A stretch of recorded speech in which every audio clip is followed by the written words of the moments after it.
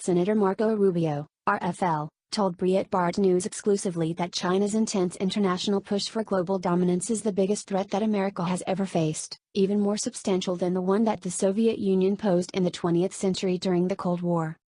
The Chinese effort to supplant America has no precedent, Rubio said in a lengthy phone interview on Tuesday evening. The Soviet Union wanted to ideologically supplant us, so they were a geopolitical competitor primarily trying to overthrow governments and install communism. And they were a military competitor.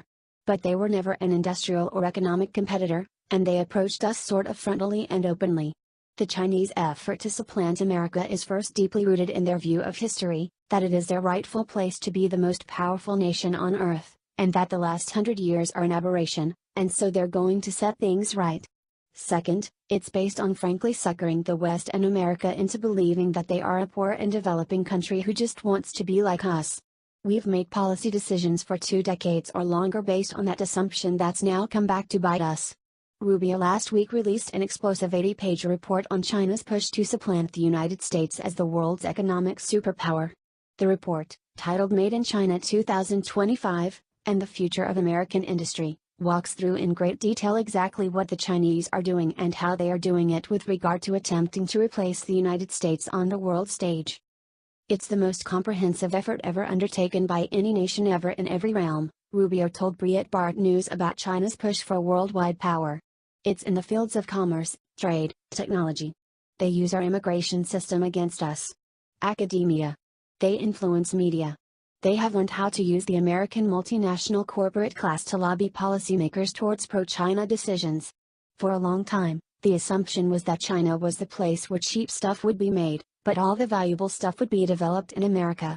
But they've developed the Made in China 2025 plan, which is designed to actually supplant us as the place that makes all of the valuable and higher-end things. So it's just, not only is it comprehensive, it's overwhelming all of government. And I think we've been late to wake up to it. Frankly, we're running out of time to address it. Rubio said in the interview that it is not too late to stop China's rise, but the United States needs to act quickly.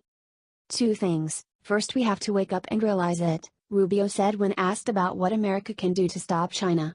We have made tremendous strides in that regard. I would say that consensus that used to exist that once China became richer they would behave like us has finally been shattered. That doesn't necessarily translate into non-resistance.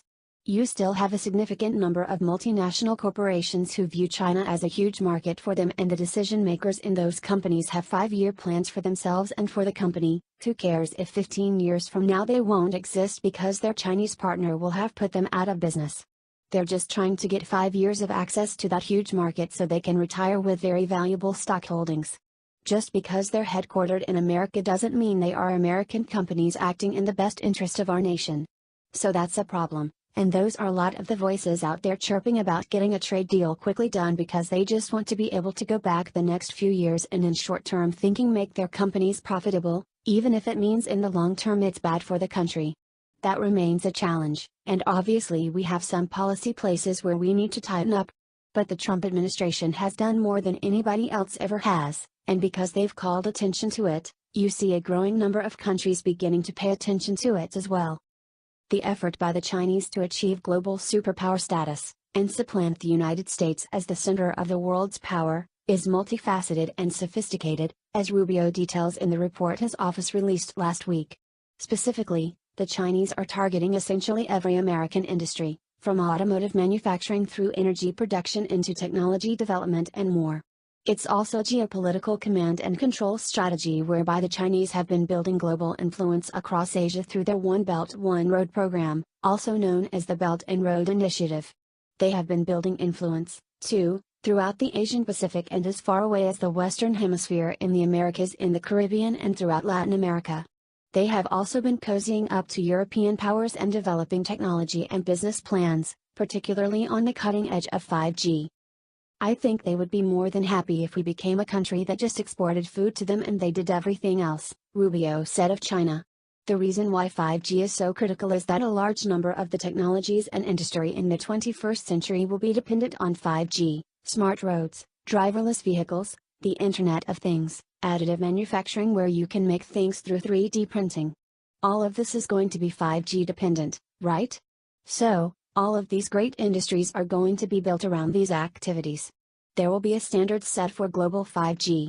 Manufacturers and makers and providers of those products will have to meet that global standard. If the Chinese are the ones who set that standard, they will give preference to their companies as the ones who dominate in these fields, so not only will they dominate 5G but they will dominate all of the industries associated with it independent of 5G. And what do they bring to bear? Rubio added that the Chinese government propping up its companies, backing them through the Communist Party of China's resources, makes it near impossible for Western counterparts to compete, since the playing field is not level. They have telecommunications companies who they have dressed up as Western-style corporations but are in fact extensions of the state who are able to go all over the world and provide very favorable deals in terms of cost, Rubio said. Why? Because they don't have to make a profit, their government is backing them. Once they get these contracts, they also put the Western firms out of business because they can't compete with that. This is true in multiple fields, by the way, construction and other fields too, and then once they put the competitors out of business except for those backed by the Chinese state, they then control all the industries that flow from it. That's just one tip of the iceberg. Biomedical developments, they go to a university, they find cutting-edge research, some of it funded by federal taxpayers, and then they go to the researcher and say, here's a bunch of money to take your research project and bring it to China and do it here. Oh, and by the way, you'll be able to test and do all sorts of things here that ethically you wouldn't be able to do in the West. It's stuff like that every single day that we need to address. There's a lot that needs to be done. The Chinese have been particularly interested in various ports around the world. For instance, Breitbart News Pentagon correspondent Christina Wong last year visited one such port city in Gwadar, Pakistan, that the Chinese have invested heavily in. But Rubio says it's not just in Pakistan, or just in Asia, where the Chinese are expanding their influence and capacities in various ports and port cities around the globe. In Greece, Rubio notes, the Chinese have built up significant control over ports. It's even in Panama, where the United States had once invested significant resources to build the Panama Canal before eventually handing the Panama Canal Zone over to Panama's government, among many other places, Rubio says. Rubio adds that this port strategy allows the Chinese to cause major headaches for the U.S. Navy without actually building a navy of its own to compete, and allows the People's Republic of China to compete for influence on the high seas with the United States despite significantly less of a physical presence. Ports are a good place to start. In the post-World War II order, one of the reasons why you saw a dramatic global economic expansion is freedom of navigation, Rubio said. You don't have to worry about pirates or countries saying you can't come through these waters. We have international waters, and by and large it's the United States Navy that has kept shipping lanes open for free trade and stuff. So the Chinese have a choice to make: are we going to build a navy to rival that, or all these ships eventually have to go into port somewhere? So, now, what they've decided to do, smartly, rather than try to compete with us outside of Asia on control of waterways, they just try to control the ports of entry around the world for trade.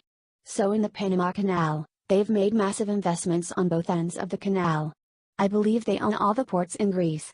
What they do is they go to these countries, they make incredible financial offers, frankly in many cases they bribe government officials to get these deals, and then what happens is not only do they control the ports but they can begin denying or charging exorbitant prices to foreign shippers that want to use those ports, and then favorable or no price at all to Chinese shippers that want to use those ports. To top it all off, many of these ports are being developed in a way where they can provide rotational naval visits for Chinese vessels as well, meaning they don't have to build naval bases, they can just keep building these commercial ports that the Chinese Navy can use in order to have a blue water navy that can reach anywhere on the planet.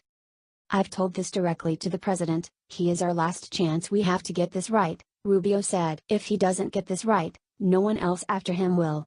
I know every one of these big corporate interests that want China to be a big part of their markets are putting a lot of pressure on the administration, particularly through Treasury, but Ambassador Lighthizer and others, I hope he'll listen to them because they understand what's at stake here.